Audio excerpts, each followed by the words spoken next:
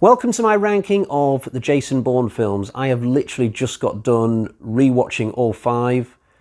Let me correct myself actually. I have just got done rewatching 4 of them and the 5th was a first time watch. So I can't call myself a massive fan of the franchise. If I was, it wouldn't have taken me 5 whole years to watch the latest one that came out. I used to be a big fan of the books. I think I read about 8 Jason Bourne books at one point years ago, and that's probably only about half of the books that are available. It's a very big book series. In terms of the movies, I've always really liked them. I've never quite loved them. I did have a few of them on DVD at one point that I bought really cheap, but certainly this was a fascinating little mini marathon that I've been on over the past fortnight or so, and at the end of it I got to watch a brand new Bourne film that I'd not previously seen. So let's dive into the ranking, and we'll start with the one that I consider to be the weakest in the franchise. So straight away we've got the most recent film. I did enjoy it. There's not that much between these films. There's not much between the film that I put 5th today and the film which is 1st, in all honesty. But this latest effort commits 2 sins that did really piss me off. So firstly, there's a really annoying trope at the end of this film.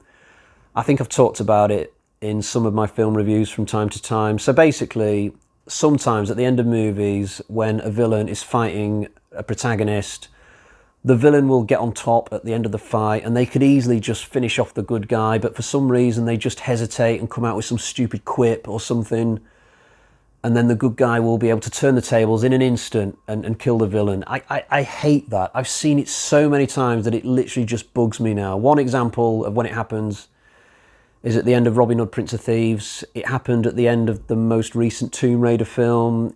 There's so many examples. I'd be here all day if I listed them. I thought the Bourne films were above that. I've never seen this done in any of the previous Bourne films. It happens at the end of this, and it annoyed me. So there we are. It's probably a small thing for most people, but for me it really pissed me off. And the other thing is the treatment of the Nikki character in this. To have her still alive at the end of the original trilogy and then all these years later do a 4th film and then just bump her off at the beginning of this one, it just felt a bit lazy to me, like trying to come back with a big splash. Oh, Nikki's dead in the first 30 minutes. And no, not for me. If I was the actress playing that character, I wouldn't have accepted that. I would not have come back just for that. So yeah, that annoyed me as well. On the whole, though, it's still a good film. It's just very unmemorable. I think the Las Vegas stuff is really entertaining. Taken as a whole, that sequence is really good.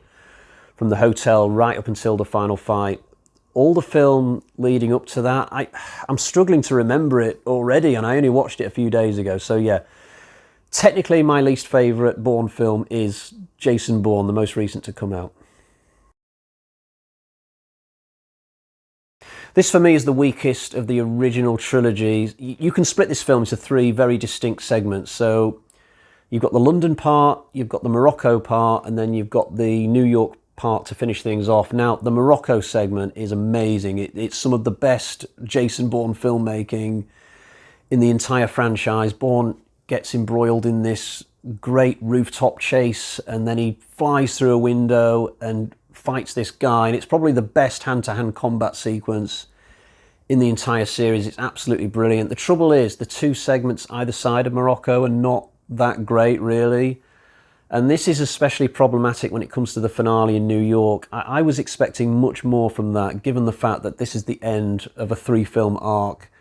I mean, Bourne is finally reaching Treadstone. That should mean something, but it's really lackluster. He basically goes into this building that's not had that much production design put to it, speaks to some bloke for a couple of minutes, and then gets chased out of the place, and that's it. There's like no great revelations. There's no secret underground testing facility that's really impressive or anything like that. So every time I come to this part of the trilogy, it's kind of like, okay, I guess we're at the end then. At least they don't leave him floating in the water as some kind of cliffhanger until Matt Damon was ready to return. He does at least swim off, there is that, but definitely for me, the worst of those first 3 films. I didn't like this when I first watched it because it's nothing like the Bourne Legacy novel. The novel is like this James Bond scale adventure, but with Jason Bourne in it. I would have liked to have at least seen them attempt to bring that to the big screen, but as it is, they take nothing from the book apart from the actual title, The Bourne Legacy. So it wasn't until my second viewing that I really was able to appreciate this film on its own merits. I think Jeremy Renner is actually better at this than Matt Damon, probably not a popular opinion. This film has a really spectacular bike chase at the end. I mean, this is how to end a Bourne film, not with what they did at the end of Ultimatum. There's also another great action sequence which takes place at the house of the Rachel Weisz character. The only thing I don't like about this film is Edward Norton's FBI guy. I can't remember his name in the film, but he's just frigging annoying in this. And the fact that he doesn't die at the end is really galling to me personally. But certainly, when I rewatched this as part of my recent mini marathon of Bourne films, it did leave me feeling a little bit sad that this film wasn't successful enough to get its own sequel. I think if Renner had been allowed to do a few of these, I think it could have been a really good series, a really good follow-on series to the original trilogy. So in the runners-up position we have the Bourne Identity. I will quickly say though that the book version of this is probably the best of all the Bourne books. So even though the Bourne Identity is obviously not the winner of the film rankings today, were I to do a book rankings, I think it probably would win that. This is the only film in the series to even attempt to adapt the source material, and even then it only does it for about the first 30 minutes or so, and then it forges its own path. It's a very low-key thriller. There's no huge action set pieces in it, but I think the film is all the better for that. This felt like a very fresh thing when it first came out. It still does now. Looking at how simple the whole affair is, it kind of makes me feel like there should be more films like this, and there just aren't. I think Bourne's relationship with the German girl in this film is very well done. It's very well developed, and it has a very nice ending. I'm not just talking about the happy reunion at the bicycle rent place, but also the final shootout in the hotel is a very good way to finish things off as well. So very good film this, and I was still really impressed with it when I caught up with it after all these years just the other week.